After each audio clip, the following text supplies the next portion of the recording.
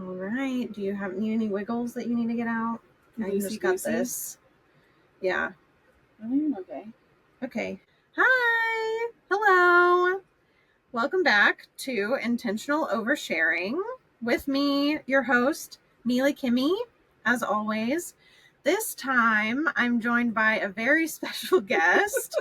We see Julia Odie right here. Hello. World famous project manager. Oh, amazing. I like that introduction. Yes. Yeah. I flew her out here just for this. Yes. I flew her to Austin from California. Isn't that amazing? Just so we could record a podcast together. Yep. Actually, no. That's not, I mean, that would be pretty cool though. Yeah, maybe one day. No, I'm out here for work. So, Neely picked me up from the airport today and we've been farting around and we went and got food, some delicious vegan food, and we met up with her wife, Becca, and now I'm here. So, and the rest is history. Yeah. And this is only the second time we've ever met in person. So, yeah. And I think you're the first friend I made on LinkedIn that I met in person, right? Oh, was I? Because we met earlier last year. Wasn't it like March? Yes, March. And I didn't meet Nicole Ayers until like May-ish, I think. Yeah. Well, speaking of that, is that what we're talking about today? Friends? Yeah, I think it is. Oh, I like that. I like that. Friendship and ADHD, essentially. Yes. So why don't we start with meeting each other? Yes. With our friendship, the conception. I'll start because I was the one that initiated it. Do you remember? I do. Okay. So it all started with LinkedIn. So you wrote a post about ketamine assisted therapy, and I sent you a message asking you about microdosing ketamine because I didn't know that was not what it was called. And I just was asking about your experience, and I was asking you about like just other forms of therapy, and then we hit it off in the DMs. Yeah, we did hit it off. You answered my DM, which both you and I hate DMs.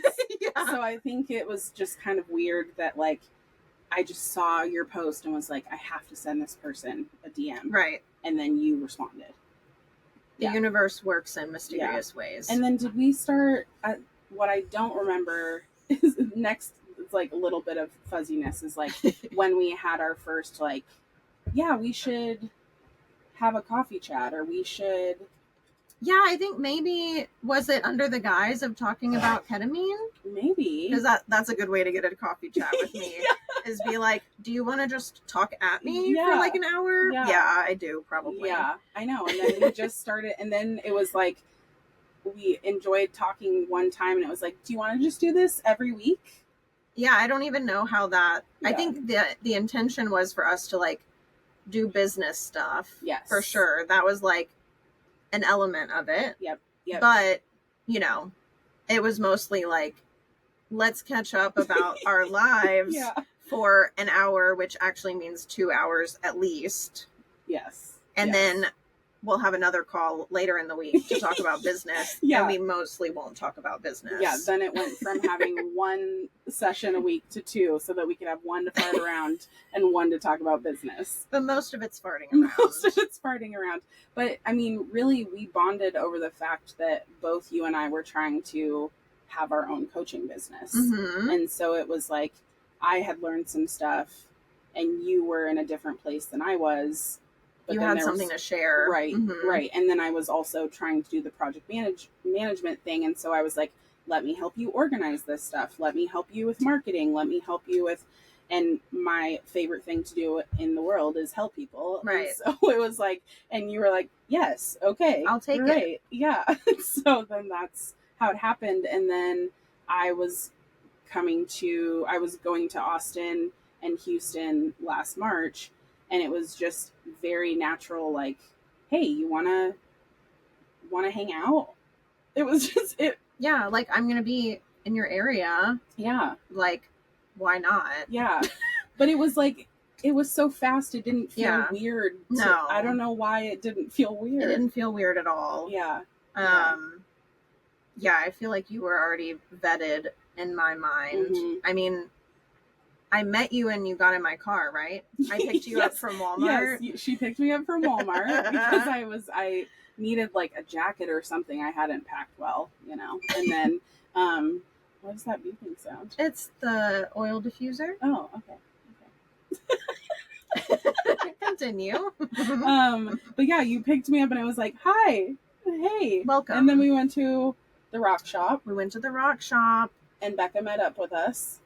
Yes, Becca's my wife. Yes. And then we went, and then Becca had to leave and you and I went to a coffee shop, and that's where you proceeded to tell me the story of all your tattoos. Mm-hmm. Yeah. I took her on a tattoo tour at the coffee shop. Yeah. And then yours was a lot longer than mine. I was like, and mine was a lot sadder than yours. Just like, well, these are flowers and I like them. And, and I got this bow because I don't know why.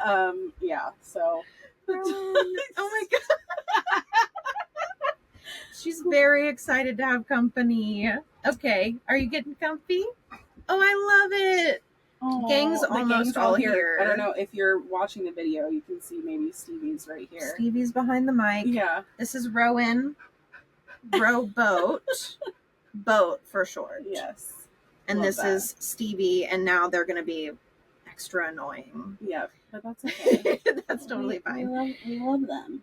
We spent a bunch of time at the rock shop talking about trauma to you. I remember us like looking at rocks and me being like, and then my dad was an alcoholic. And you were talking about your family. I remember that. But it didn't feel like you were trauma. It was just like, right.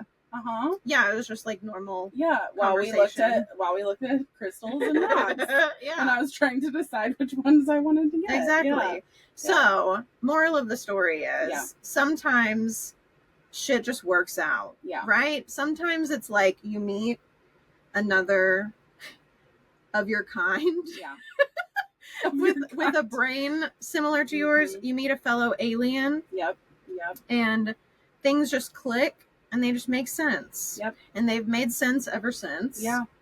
Well, I remember you even said afterwards, you told me that you and Becca both agreed, like, that you felt comfortable with me right away. And, like, that is, like, the biggest compliment ever, because we, as people, don't just naturally, like, be like, oh, I'm going to meet someone and I'm going to feel comfortable around them. Like, it can take time. And so for it to just feel that way right away, it's like, sometimes, like you said, you just meet people, or the universe just has a plan, and it's like you're supposed to go that direction and meet that person. So, and for me, like, long-term friends it hasn't really been a thing, and so, like, I have like one friend that I've had for 15 plus years, but besides that, most of my friends are kind of, you get that like dopamine rush in the beginning with new relationships and new friends.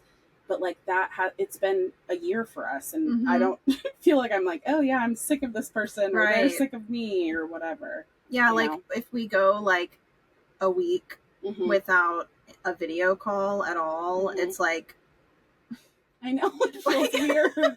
It feels weird. It feels like something's like missing. So that's been really nice, and I think too, something that can be really difficult in like neurodivergent relationships is like knowing, like figuring out someone's boundaries, or your own boundaries, right? So like, I feel like with Julia, whenever it was brought up, like, let's have a regular call, it wasn't like, well, I'm busy, I'm gonna have to pencil you in. It was like, I would love to see you every week. Yeah.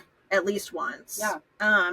So that was easy and felt comfortable and natural, which I think is rare. Yeah. Because I also think, like, I mean, it can be really isolating as a business owner. But still, it can be hard to like feel like you're not encroaching on somebody's time or whatever if you ask to meet with them regularly. And it didn't feel that way. We were like excited each time. Yeah. But then like also talking about boundaries. Yes. Yeah. Like we schedule our calls for an hour. And like I mentioned earlier, they go at least 2 hours pretty much every time, unless there's like another call coming up for one of us. Yeah. And but pretty regularly, it's at least 2 hours. Yeah. Yeah. And I realized that was mostly new for me. Mm-hmm. Usually my book club, plugging my book club really quick, usually my book club goes at least 2 hours. And that's me like facilitating a group of people. So takes a lot more cognitive attention, I guess. But I just realized like I get to a point sometimes after like at like the 2 hour mark usually where I'm like, I'm mad. I need this to end. Yeah. And I'm not mad at her. Right. I'm not mad at anybody, but I like really need to end the conversation like abruptly. Your social limit. You're at your limit. Yeah. Yeah. And what's been really nice about our relationship is I feel like I've been able to like test those limits out, and I can get to a point where I hit my wall and I'm like, okay, I gotta go. Mm-hmm. And now it feels a lot safer and more comfortable to do that. Mm-hmm. So I'm not having to like be like, how do I be as delicate as possible? Yeah. How do I not like induce RSD? Yeah, I don't feel like you and I ever like we're considerate of each other's feelings, but we're not ever tiptoeing around. Like it's that word that you said, safe. Like it just feels safe. And it's like that's the type of relationships that I want. Is I want to feel safe. I want the other person to feel safe. And it's like when you first told me the whole boundaries thing, of course my RSD came out and I was like, I hate this, but I also understand, like, but I also really appreciate that you're being honest with me right now. And I know this has nothing to do with me, but I feel like it has to do with me. And then I got over it and it was like, thank goodness you told me and you were being honest, because then I was able to check in with you, right? It was like, have you hit your limit yet? Where are you at? Like, is it okay that I'm checking in with you? And I never felt like this anxiety about wondering where you were at. Right. And that is like the best feeling. Yeah. You know? Because I think I might have tried to explain it to you over like a text. Because I didn't want to like wait until we got on our next call, because the same cycle probably would have happened and I wouldn't have said it. Yeah. But I like said it to you in like a quick text, and I probably put lots of like the crying laughing emojis to try to like LOL to soften it, you know, like LOL, this is a me thing. Yeah. But it's still hard to hear that, right? Like it's especially if you don't like, especially because I feel like you can keep going. but then when I get off, I'm also exhausted. Right. So it's like you're just better, at least at the time, you were better at like knowing when your limit was hitting you. I've gotten a lot better now because I've even ended some of our calls and that never would happen before. It was always just like, oh, okay, you're done? Okay, then I guess I'm done too. And then I'd get off and be exhausted, right? And it's like, I don't know. Yeah, it's a thing. Yeah. So that's been really nice. I think that's like helped make it easier in general. Yep. Just like being able to cross that threshold of like a somewhat difficult conversation that maybe is like new to both of us. And if you can get through that, like hopefully you can get through worse or more. It makes it easier for us to be honest with each other moving forward, because we're like, oh, you're not going anywhere. Yeah. Like, and you care about if I'm safe, I feel safe and comfortable. So like it just, there's no manipulation. There's no bullshit. It's just, I don't know. Yeah, that's exactly what it's like, a relationship that's like a sigh. It feels nice. And I just think that like with both of us and this might have to be like a part 2, but talking about past friendships and things we've been through, I've always felt like too much. Like I'm too much for people. And you were one of the first people to be like, you're not too much. You might be too much for those people, but like, fuck them. But yeah, like then that's on them. That's not on you. And it's like, you've never ever made me feel like too much. Like even in that moment you were like, I've hit my limit. And maybe in the moment I felt like too much and that was on me. It's like, you've never made me feel that way. And it's, I don't know, it's just, it's a love letter. Yeah, I feel like this podcast is a love letter, but it's truly, friendship. yeah, and it makes me, it, I think part of why you and I wanted to tell our story and talk about friendship is like, we want other people to have that and find that in friends. Like, you don't have to settle for like just whoever will give you the time of fucking day. Yeah, like yeah. Like, you don't have to be like, oh, my one friend Neely, she's really great, and I wish all my other friends were like her. It's like, no, you can have a bunch of Neelys as your, like, you can strive to have a bunch of Neelys as your friends. I know that sounds stupid, but like, no, it's not. Yeah. Like, I get it. Like, yeah, it gives you, it like, it can suddenly raise your standards. Basically, like, the bar has been raised, and it feels like, just like anytime I make a friendship that feels like it's lasting, and then it actually does, then that's another reminder that I'm capable of having those friendships. And I've also like done a lot of work over the years.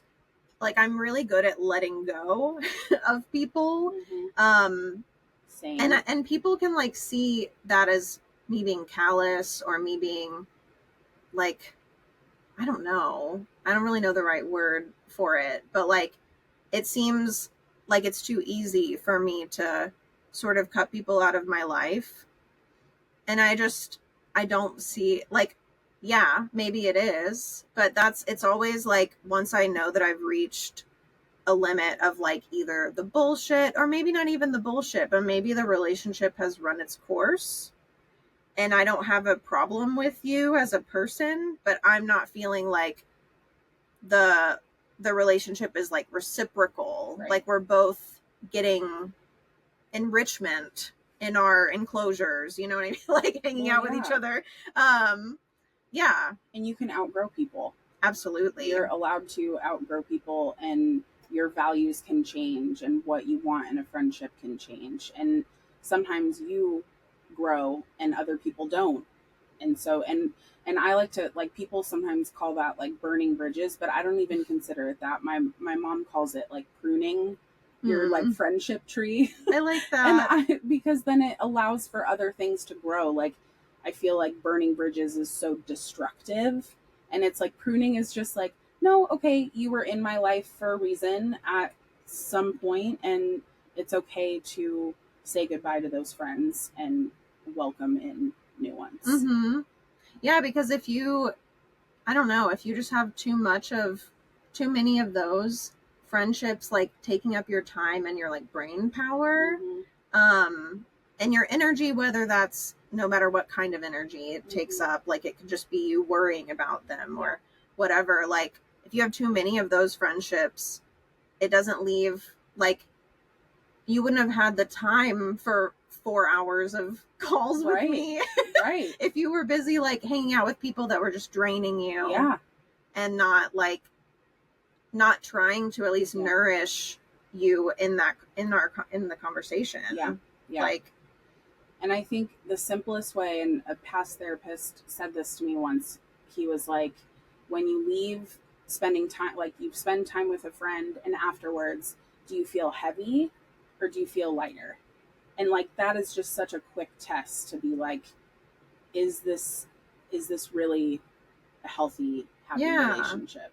Right, because there's this word I use more like flippantly, more readily than a lot of people do. Like, my view, and the word is manipulation.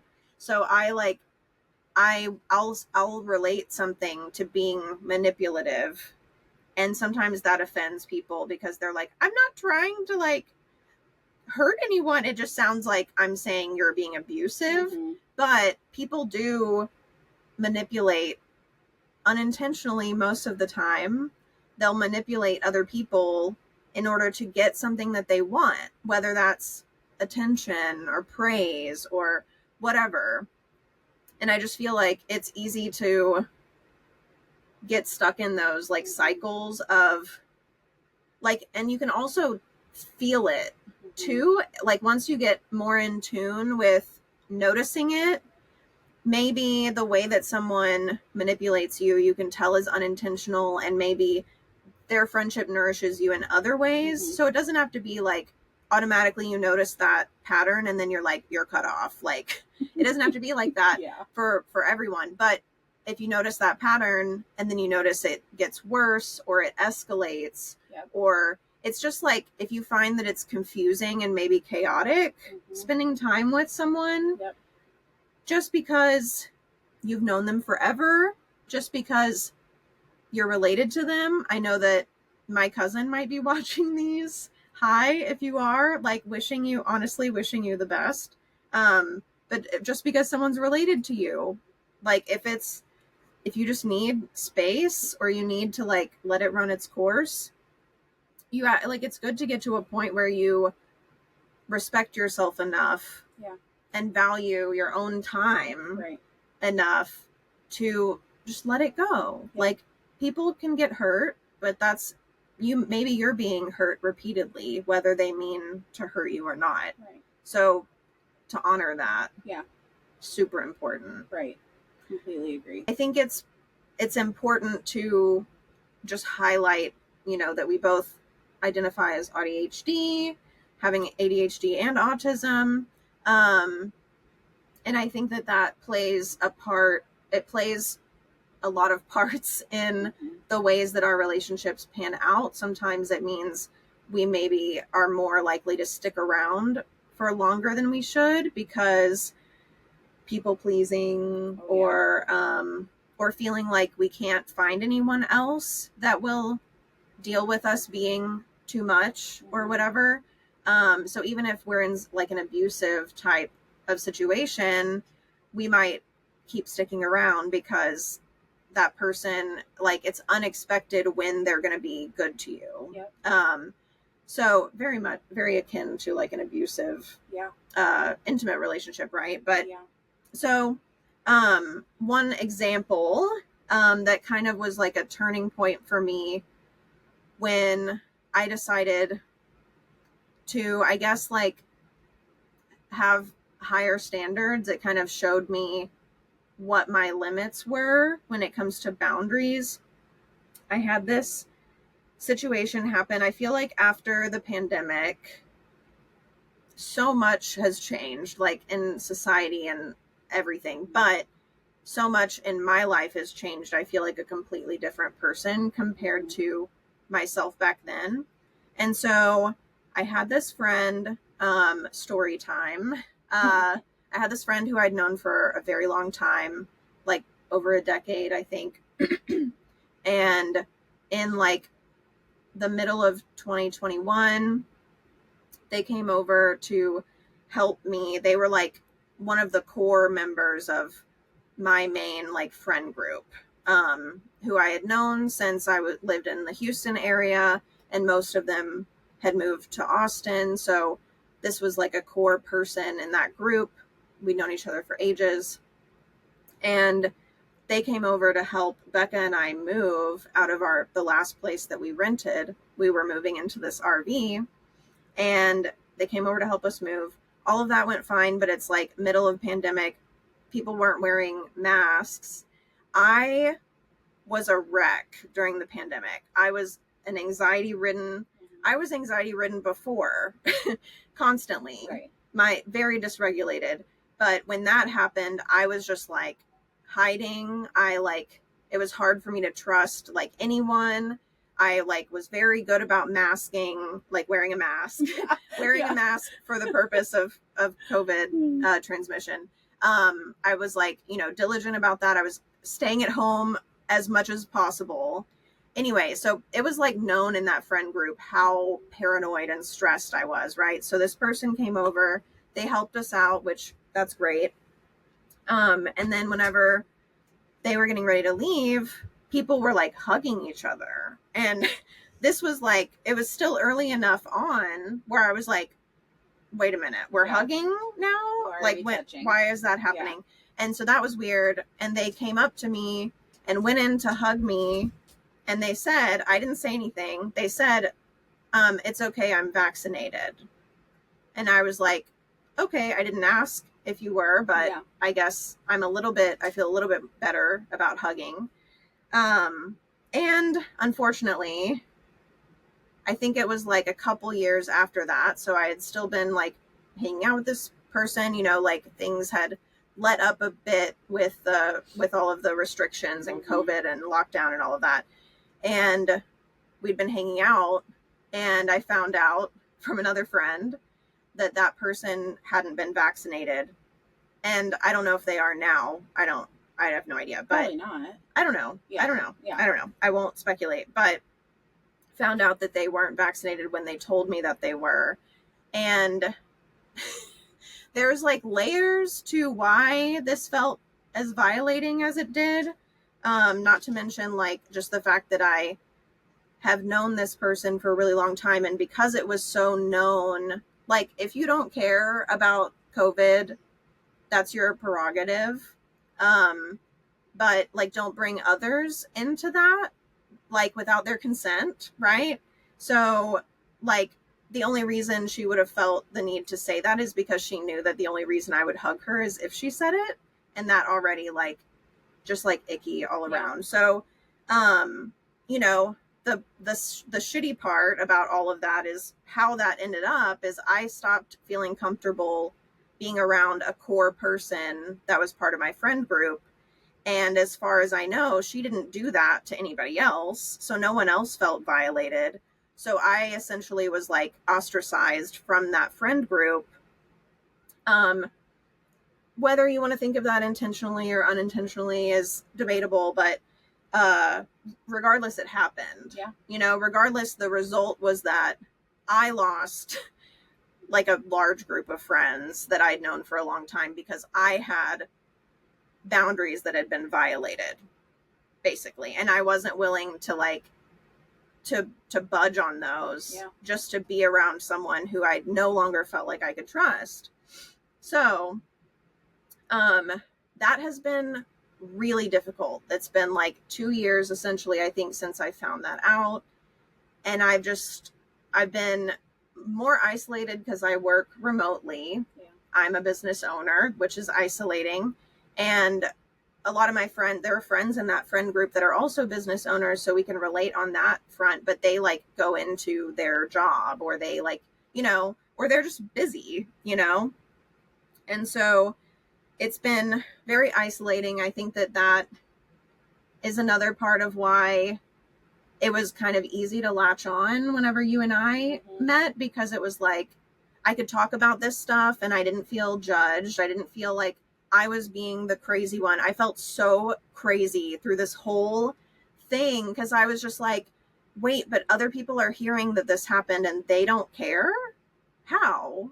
Yeah, but how? Their standards? Yeah, like their boundaries? Why does that not matter to you? And I'm not saying that it necessarily has to, like, that's you can do whatever you want. And I'm not saying that everybody needed to like leave this person, right, like choose a side, right? But also it's like, it was just basically, oh, because Neely doesn't feel comfortable being around them, let's all still get together and post about it online where she can see, but not invite her, not check in with her, like not text her, not anything. So that's really sucked. But part of this journey has also been, and part of this is getting closer to you has really helped me with this too, is like really valuing my friendships regardless of what they look like. So she lives in California, I live in Texas. This is our second time meeting in person. We know everything about each other pretty much at this point. And it's like, and that's just as valuable, if not more, than people that I've known my whole life or that I know in person or whatever. Like, and I have these friends like in the Discord server that I've made, and we just like randomly hop on like one of the voice channels and we'll all hang out from all over the world, dude. Like Denmark, fucking Poland, fucking everywhere in the US, like from all the places you can think of. We're just all tuning in, paying attention to each other, listening to each other's stories. Like, it's so valuable to me. And it's such a safe space. It's such a safe space. It is. It's extremely valuable. And that's the thing. It's like, it doesn't matter where people live. It doesn't matter if it's online or online in or person. what. Yeah, like who cares? Things have changed. Yes, they absolutely have. And you know, you talking about how your boundaries have changed, it makes me think about like when you and I were first becoming friends. This was when I was kind of on the way out with someone who had become a very fast friend online, who became my business partner. And the first time I came to Texas was for like to spend time with my business partner, and shit completely hit the fan. I mean, it was like, you know, she took off her mask and was just like, actually, I'm a very unstable person, and I am not who you think I am. Right. And it was in that moment, many moments, where you were a voice of reason. You were able to be like, I do not like this person. and these are red flags. Right. Like you were being so protective, and it was like, and for you to be such an open and welcoming and safe person for so many people, for you to say that, like, I don't like this person, and for me to start to kind of wake up based on the events that had occurred too, it's like, it just made me realize what I want in a friend and what I don't. Mm-hmm.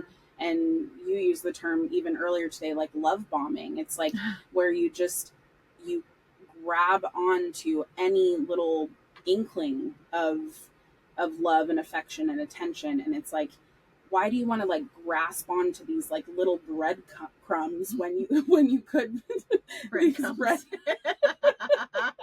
We're leaving that in. No, we gotta that you're grabbing and grasping onto these little breadcrumbs when it's like, when it could just be all the time. Right. It's not love bombing if like you just yeah. mean it. Yeah. Wow, what a concept. Yeah. Imagine that. Yeah. And so it's just wild that like to end such a like volatile relationship and then starting to develop a friendship with you and be like, oh, this is what it should feel like. Okay, cool. Okay, now I know. Yeah. And how are you going to know until you experience it? Like, yeah. That's like, we're all just like stumbling through life. Yes. And like everything's practice. Yep. Essentially. Yep. So it's like, sometimes you have to let something fall apart mm-hmm. naturally. Yeah. And allow yourself to like let go of that. Yeah.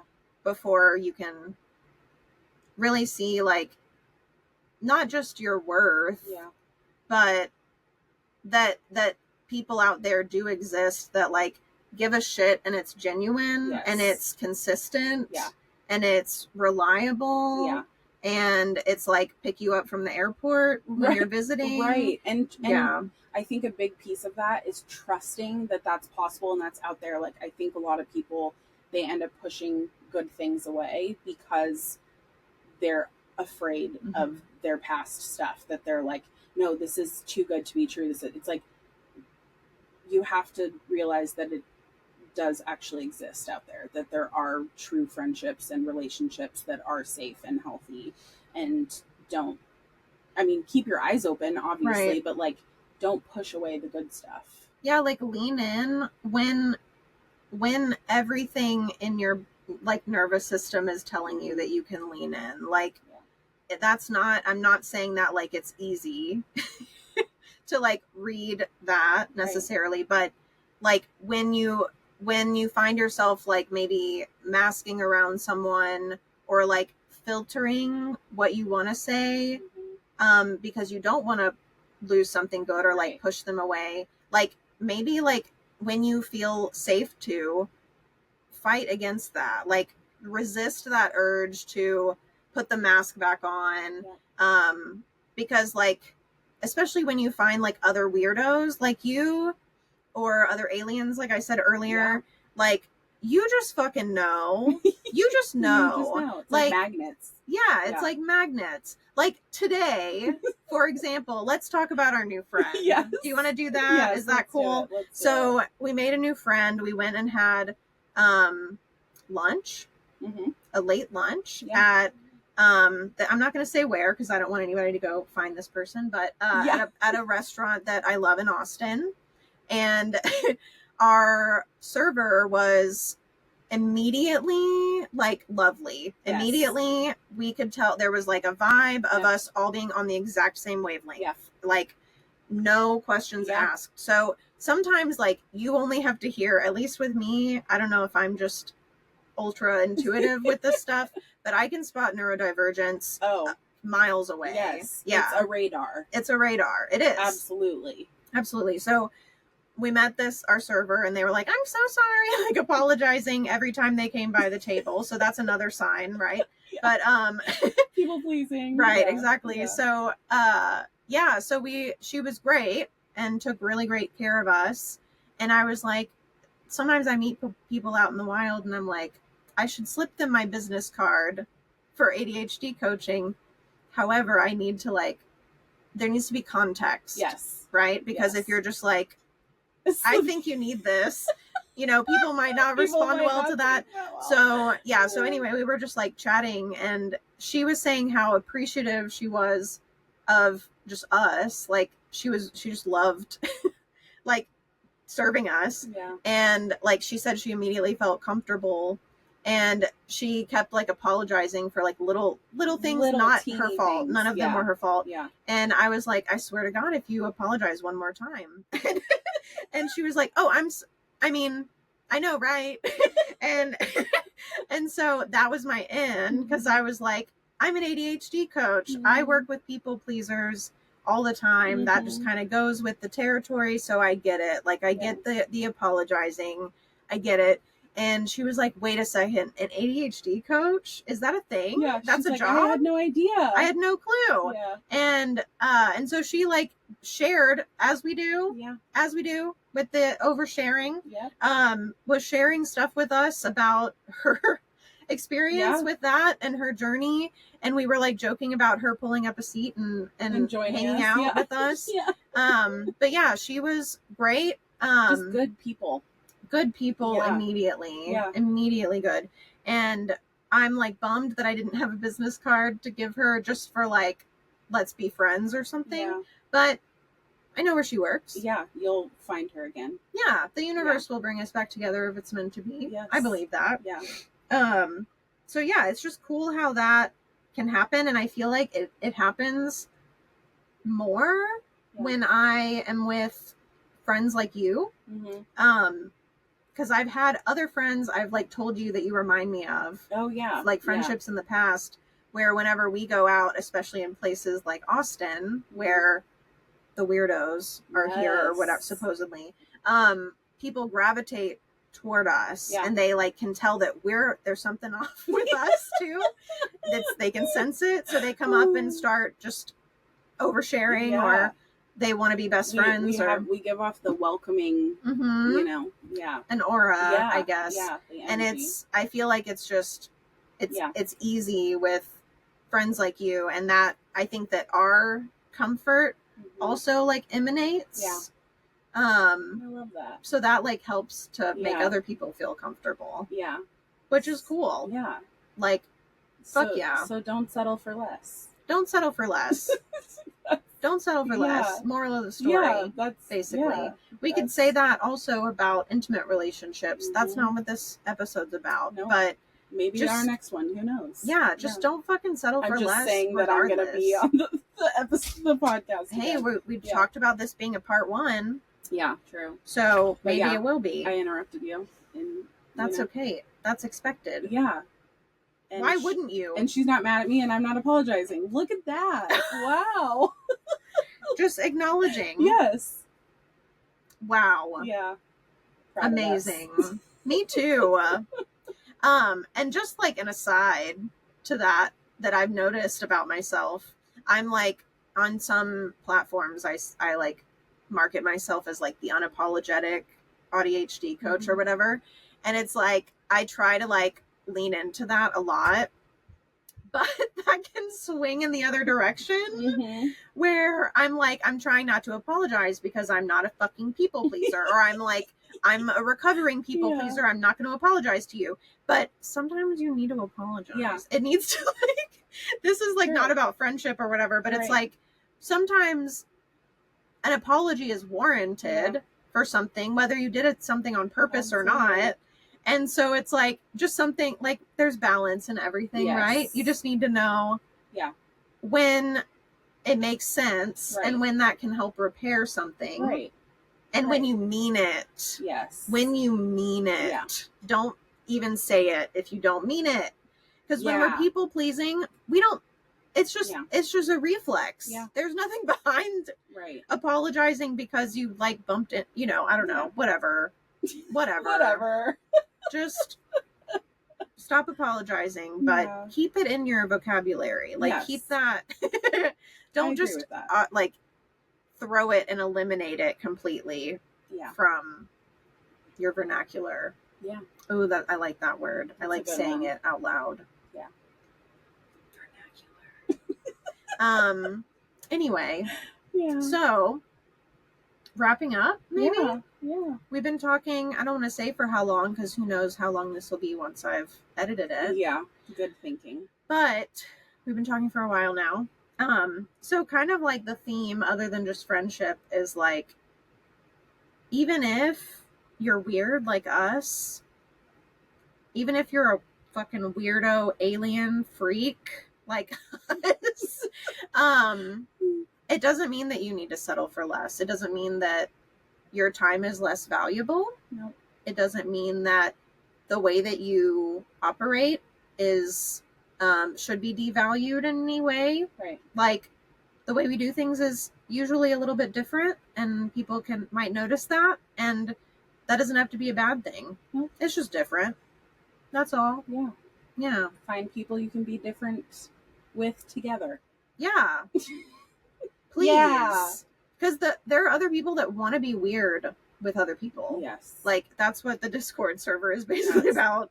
We're just like on calls, like stimming pretty much. Just like 9 of us or however many. Yeah. Just like it's the best. Like with our fucking fidget toys or like playing like intensely playing like Snake together. Or like Jackbox or something chaotic. Yeah. And it's great. It feels very fulfilling. It does. Afterwards. It does. Because you can just eke out is what I want to say for some reason. Yeah. And you got to do that sometimes. And it can't only be whenever you're like alone. Yeah. You got to be weird with other people. Very so stay weird. Yes. Keep it weird. Please. Yes. And I think that's all. I think that's going to be it for this episode. Thanks for having me. Thanks for being here, Julia. Yeah. Thanks for flying all the way out here. Yeah, just for the podcast. For like a, 30-minute, 45-minute episode or whatever this ends up being. Yeah. No problem. Anytime. Thanks for that. I'm sure that wasn't disorienting. Totally worth it. No, for sure. For sure. Absolutely. I'm glad we did this. Me too. Thank you for being here. Yeah. And thank you Yeah. for listening. Thank you. I love being listened to. Yeah. Don't we all? So I appreciate that. I appreciate whoever's listening to this. Yeah. Take care of yourselves. Keep it weird. Stay weird or something.